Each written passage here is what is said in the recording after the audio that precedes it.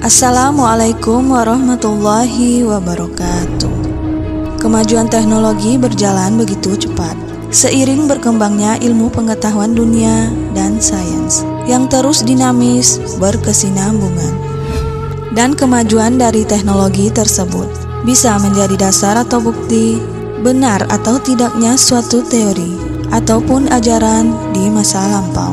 Tentu kita tidak asing lagi dengan aplikasi Google Maps yang merupakan teknologi mutakhir yang dirancang khusus bagi penggunanya untuk dapat menemukan tempat atau lokasi yang ada di seluruh muka bumi ini seperti layaknya peta, namun lebih canggih lagi karena dilengkapi sistem GPS dan gambar 3D pelacak lokasi secara real. Dan melalui teknologi ini ternyata dapat membuktikan akan kebenaran sebuah hadis dari Rasulullah Nabi Muhammad SAW sejak ribuan tahun yang lalu. Hadis sendiri merupakan salah satu sumber dari ajaran Islam setelah Al-Quran, yaitu semua hal yang datang dari Rasulullah Nabi Muhammad SAW, baik itu berupa ucapan, perbuatan, atau pengakuan takrir. Dahulu Rasulullah SAW pernah bersabda tentang jarak dua pintu surga.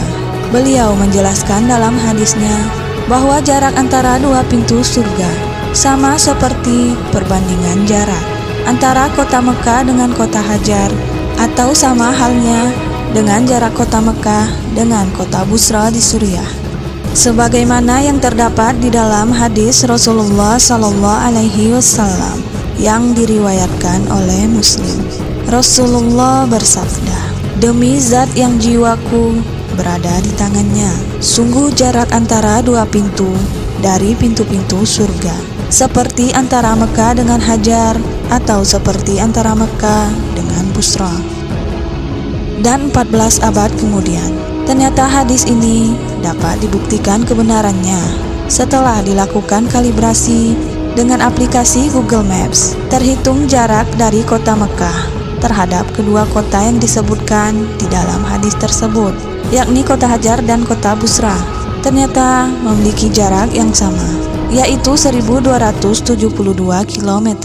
Dan hal ini juga sesuai dengan laporan data dari hasil satelit, GPS dan roket luar angkasa, serta pesawat maupun drone atau Unmanned Aerial Vehicle.